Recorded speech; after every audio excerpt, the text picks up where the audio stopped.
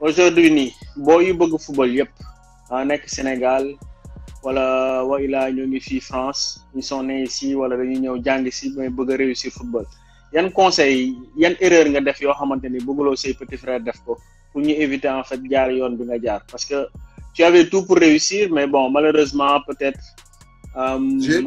jamono jooju tu étais un peu arrogant parce que boo laajee appartement forcé ko ba nga féetee fort coach ba mu féetee fort dafa fayu quoi et peut-être ça a été crucial pour ta carrière maintenant lu ma bëgg a xam en fait man j'ai eu la chance wax dëgg fa neexee j'ai eu la chance ñëw Europe am këyit tout ça musuma nekk xam nga tout ça dama mës a am këyit tout s'est bien passé loolu mbiru yàlla la quoi tu vois waaw par exemple je te dis ubbi woon naa amoon naa benn structure boo xamante ni horizon d'Afrique laa ko tuddee woon Debout Frères porte de Choisy dama doon organiser ay match booy di ñëw di seet di football si et à l'époque maa nekkoon seen coach aussi en même temps dama leen doon coacher en même temps et en même temps aussi di leen expliquer benn booy jógee na italien indaale valise am amul fu mu dem ñëw fekk ma ci digg terrain bi ni ma grand dañ ma boole ak yow c'est-à-dire que booy bi non seulement amul fu mu dëkk nee na ma ba pare ma ne ko mais man fan laa lay dugal booy bi ma boole ak yow tamit mu ne ma non dañ ma boole ak yow pour nga wutal ma club pour dire que ni Sénégal boo fa nekkee doo am information yi nga xamante ni war nga ko am pour mën a ñëw Europe effectivement non seulement climat yi bokkul waaw gars infrastructure yi bokkul système bi bokkul donc du coup boo jógee Sénégal mentalité bi tamit bokkul waaw parce que ñun ñëpp biñu nekkee Sénégal da ngay seetaan télé da nga naan waaye mais football bi dafa yomb waaye bal bi comme tapis waaye affaire yi bool laalee sax boo mënul football sax da ngay football et aussi tamit souvent da nga doon gis sa quartier kenn dem parce que à l'époque mënoon nga dem à 15 ans wala 16 wala 12 ans dem ñëw def centre de formation comme ñoom El Hadj Diouf tout ça ak yooyu. ok donc loolu mënoon nga ko def à l'époque. mais léegi mënatul nekk. loolu. fii léegi nag loolu nga may nga question bi nga ma laaj noonu laaj. waaw au fait il faut que booy éviter defe ni rek da ngay ñëw fii rek réussir au fait. man lu may conseiller ñëpp ñi nga xamante ni ñi ngi nekk Sénégal actuellement di football bëgg a réussir. dans un premier temps entraînement bu wóor. di tëdd waxtu. bàyyi téléphone bu bari parce que ñun amuñu woon téléphone daf ñu dimbaloon dañuy daan teel a tëdd xam nga entraînement rek lañ xam man daaw ma woon naan ataaya thé tout ça nu mu tëddi café. loolu mosuma ko naan sama àdduna man tout ce lu amoon excitant du ma ko laal parce que football laa bëggoon dama bëggoon réussir ci football. ok te xamoon nga da lay tardel quoi. waaw donc dama gisoon ni yooyu yëpp daf may tardel day jigéen toog yooyu yëpp daf may tardel. waaw léegi booy bëgg football lu ma leen di conseil mooy déjà nañu entraînement bu wóor ba pare dugg ci club yi. ok parce que bu njëkk ba ak léegi bokk. club bu la nawetaan championnat Sénégal. non pas nawetaan. parce que avant mënoon nga jógee nawetaan. ñëw Europe ñu jël la. ok mais actuellement boo jógee nawetaan pour ñu jël la Europe c'est très très très difficile. pourquoi. parce que tubaab bi reconnaître ñu nawetaan parce que nawetaan mooy fii booy xool R2 wala district amul niveau fii. ok du jaru fi dara quoi tu vois donc boo ko ñëwee ni ko mi ngi mel ni tey ma dem di yóbbu benn jour ma ni ko non 11e division lay football fii France ma yóbbu benn boy ma koy yóbbu CFA mooy 4e division France ma jëlee benn boy 11e division fii ak lu mu ay. may dama koy yóbbu CFA waa CFA dañ naan. du am crédibilité quoi. amul crédibilité ba pare dañ naan ma non mais kii mën na toj 11e division mais mënul toj CFA. dëgg la. léegi nag li gën mooy booy dem dugg. ci club yi. club première division yi 2e division ak 3e division yi. parce que France ak européen laay wax sax en général. ñoom dañu gëm ay kayit et puis dañu gëm cursus. ok parce que pour ñoom lépp looy def da nga ci war a am formation.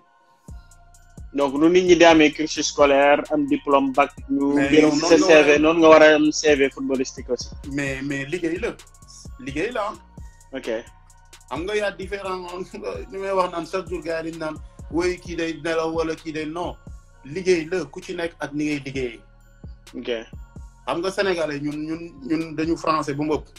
c'est que tant que nemoo toog ci bureau toog takk sa cravate dañ na pour ñoom liggéeyoo. tekki woo. je me rappelle benn anecdote bu ñu doon waxtaan ak Souleymane Camara. que je salue de passage comme moom gis nga à 38 ans muy doog a bàyyi football. ok moom guerrier la quoi Jules. donc moom il paraît que gis nga bi mu ñëwee ni papam damay bàyyi jàng damaa bëgg a football. papa ji dane ko amul benn problème. le mec il s'est levé le matin comme bu nga heure yi gars yi di booy di jàngi. papa ji ne ko ay ca takkal say daal. mu takk daalam papa ji yóbbu ko terrain Jaraaf.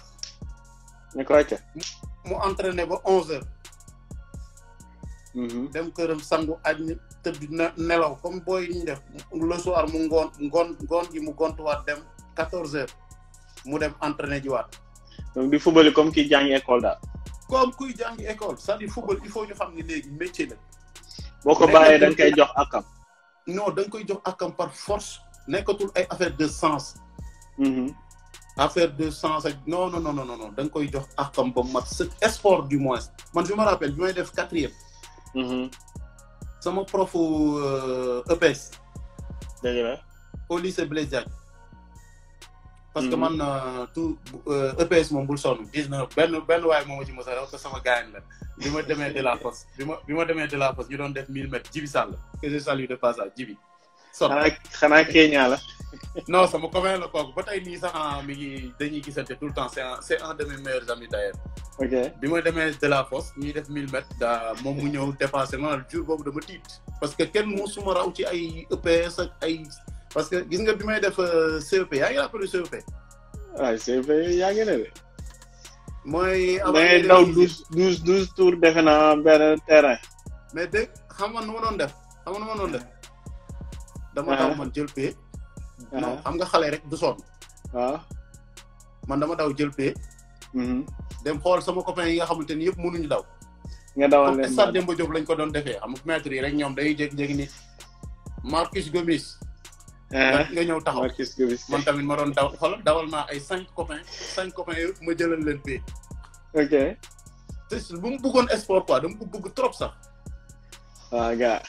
léegi nag du coup nag loolu laay conseil booy lépp loo leen di def. il faut absolument ngeen jox ko akam ba mat sëkk parce que léegi. gis ngeen ni ngeen di toogee ni ñuy toogee Sénégal di xalaat ni dama war a réussir.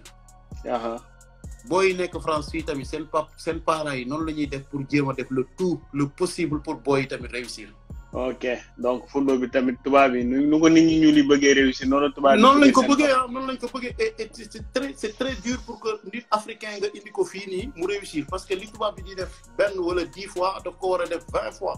te moom en plus moom adapté wu na ci climat bi buy sedd day football. buy tàng day football exactement buy sedd day football. ma may la benn anecdote. waaw gars après ñu jàll am na affaire yu bëri ñu waxtaan. waaw gis nga bi ma nekkee Lille. saa yi xam nga maa ngi doog a jóge Sénégal. danaan sedd boo xamante ni gis nga même bu may football bu ma safee saw samay saw. te doo ko yëg baaru. te du ma ko yëg xam nga loolu moo. affaire bu garaaw kon yaram day anesthésié wu quoi. non billahi sa catu wey moo tax sedd bi amatul léegi amatul sedd yooyu sedd amatul France yi. gaa wax nga dëgg. booy daal nañ formé wu nañ entraîné xam ni football bi léegi dafa mel ni comme cursus scolaire. waaw da ngay jàng def voilà jaarale affaire yi ci yoon après li ci des nag nga bàyyi ak yàlla. si donc damay rappeler di connecté wu rek maa ngi leen di remercier ñëpp on est avec Paco de Fokeps léegi ñu yegg si Fokeps.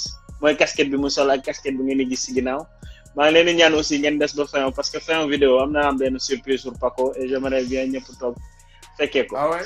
ouais donc pour poursuivre bi nga arrêté football. dugg nga ci événement yu bëri organisation Paco moo ngi ci organiser di fédérer di dajale ay nit ñu bëri Paco ñu ngi koy gis ci Facebook bi. ak ay star yu bëri photo wu nag ay rappeur ay woykat ay mbër gars yi ku ñëw fii Paris day mel ni da ngay wër Paco profil boobu noonu profil Paco boobu noonu mën nga ñu ci wax tuuti ak yan événement nga fi jot a organiser événement à succès fi Paris. waaw mooy li ma la wax tantôt rek xam nga bi ma nekkee xale. nekkul loo xam ne dama ko forcer. ok. j'ai toujours voulu fédérer. samay copains sunu kër lañ daan lekkee des fois. ba sama tante bi sax des fois da daan xaw a mer. parce que dof bu jóg rek ma indi ko sama kër comprendre. ok. donc man esprit boobu laa màggee. c'est-à-dire dama mës a gëm ni mbooloo mooy doole en fait. dëgg la. waaw man dama mës a gëm ni mbooloo mooy doole si yow kase boo demee doo ci génn. donc du coup loolu moo ma sentiment yooyu ñoo ma animé. à la base bi ma dem sama yoon li ma tegoon bi may bàyyi football dama ne woon su ma bàyyee football damay nekk entraîneur de foot. mais comme li ñuy wax jaam ak pexe yàlla ak dogalam. dëgg la. maa ngi nekk footballeur bi ma jógee Racing mooy bi may expliquer tout à l'heure dama dem Italie dama delluwaat Italie. ok dama demee Italie ku ñuy wax Lancini Sergio mooy il fut un des grands attaquants au Milan AC moo nekkoon sama agent période boobu. ok. léegi moom nag moo ma initié à un moment donné fekk ma blessé di ñëw France di delluwaat et puis amoon naa fi soxna bon amoon sama soxna fii la nekkoon sax du moins.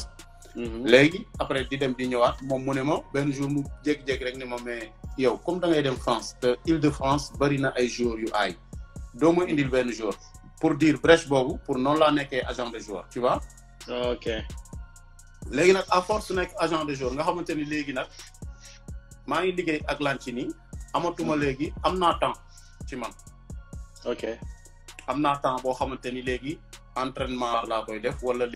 boobu blessure bi moo la arrêté loo football. waaw blessure bi moo ma arrêté woon parce que damay toog tous les 6 mois muy ñëwaat après donc du coup à un moment donné dafa énervé club bi. ñu rompre le contrat à l'amiable comprendre. ok blessure lan la woon pour nañ xam cheville. ah boobu c'est grave. waaw blessure cheville nag moo gën a soof ci joueur. cheville ak adducteur. waaw ñaar yooyu moom en général buy répété ci joueur bi day bàyyi football par force.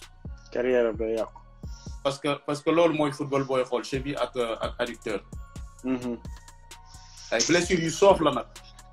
waaw doy na war parce que toujours da ngay yaakaar ni mën nga football mais boo duggee rek da ngay gis ni da lay pénaliser. dëgg la. léegi bon comme amoon naa temps donc du coup je me suis dit que ni di def ay voyages et puis damay bind tout le temps damay lire tout le temps tu vois.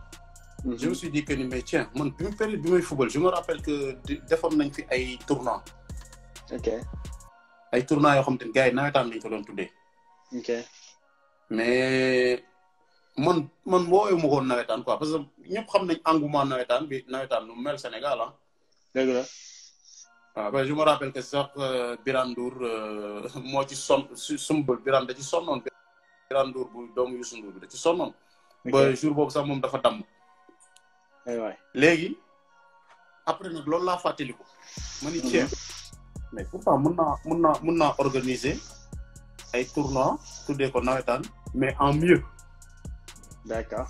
comme je connais xamoon kon maa ngi woon ci milieu football bi xamoon naa nan la ñuy def ba am stade yeeg ñoomin seen ak tout ça. après ma contacté sama benn xarit mooy ki ma lay wax ni moo ma rawoon ci 1000 mètres yi. ok. ma contacté ko et puis comme moom il était très proche de moi après ma contacté ko ñu toog waxtaan ñun ñaar ma ne ko léegi dama bëgg nga ñu liggéey ci benn projet créer ay nawetaan Paris fii xam nga. mu ne ma amul benn problème parce que moom xam na ma. donc tey jii nii booy bu nekk Sénégal tombé ci vidéo bi wala ñi nekk di seetaan am benn booy bu am talent bu bëgg football parce que man am naa ci benn bu ma bàyyi sama koñ booy bu am talent bi ma defoon vidéo ak moom. comme tous les Sénégalais. mais aujourd'hui booy bu bëgg a réussir ci foot bëgg a am agent est-ce que mën na ñëw ci yow wala comment ça se passe est-ce que aujourd'hui booy nekk France ngay encadrer wala da ngay encadrer ba ñu nekk. non parce que là actuellement y a de cela en janvier bon teg nañ comme li ma la doon wax tantôt man ak sama benn xarit sama ñun ñaar ñoo footballandoo. teg nañ benn structure bu tudd global Action 2020. ok waaw moom lañ teg donc léegi tout est ficelé bon am na société la quoi tu vois. ok donc léegi dañuy jël jour yëpp la ñuy jël ku nekk Sénégal ku nekk fii signé le contrat ak ñun donc après ñun ñooy def démarche yi indi la fii wutal le club et tout mais pour ça avant ñuy def loolu il faut mu nekk jour boo xam te ne bu confirmer la déjà Sénégal c'est-à-dire foog mu nekk un club parce que xam nga gars yi mënuñu ñëw tëb rek jël nit koo xamante ni bon da nga ñëw rek ni footballeur la tubaab bi jël la wala bon ñun tamit même sama xarit bi ma lay wax ni c'était un ancien professionnel tu vois. moom tamit du accepter loolu donc ku ñuy jël rek day fekk mu nekk déjà un footballeur confirmé. ok nga xamante ni suñ ko indee day réussir quoi bon pour wax côté agent de joueur boobu mooy partie bu gën a importance ci sama life en fait. il a changé complètement ma vie en fait. ok parce que man à la base j'étais footballeur après pour nekk comment ça s'appelle entraîneur de foot sport. voilà tu vois préparateur physique tu vois mais affaire agent de joueur bi moo occupé sama life après moo tax sax tey ba création marque bi am parce que amoon naa benn moment boo xam ne am naa tout le temps tout ça tu vois. gis nga en 2012. ce que ñu bari ignoré en 2012 laa dem Sénégal parce que man aw moo nationalité française. ok gars yi ni ma léegi il faut absolument nga dem passe nga am carte bi. parce que période boobu carte bi dañ ko exiger woon parce que léegi fonction libérale la léegi kenn exiger ko carte bi sauf en France bu fekkee ni tu as la nationalité française léegi maintenant da nga koy am dañ koy obligé am ko sinon da ngay ñun ñi nga xamante ne amaguñ nationalité française da ngay am avocat pour mën a continuer sa fonction donc je suis parti au Sénégal ak Adama Kandé man ak Adama Kandé benn journaliste ok ñoo passé ndoo examen d'agent de joueur foofu. pour wax ni rek ñun tamit tëbuñu rek certes am nañ formation bi ak Lancini xam nañ sur le terrain mais après bi passé examen jotee aussi dañ dem passé ci examen bi. ok a passé examen bi nekk ci di liggéey ba instant bii ñu toll nii defuñu loo xam agent de joueur en fait nekkuñu ci loo xamante ni nekkul loo xamante ni dañ koy tâtonner nii comme maintenant actuellement nga xamante ni ku jóg rek mën nga nekk agent de joueur non tâtonner wuñu fi mu toll nii. ok waaw juste pour parenthèse la woon rek bu ma doon wax noonu quoi c'est tey moo indi lii lépp quoi agent boobu noonu agent de joueur. ok dafa amaale management ci ginnaaw. waaw dafa amaale management léegi ne actuellement y a FOCEPS agent de joueur organisateur d'événements sportifs ñetti casquettes yooyu laa sol fi mu toll nii.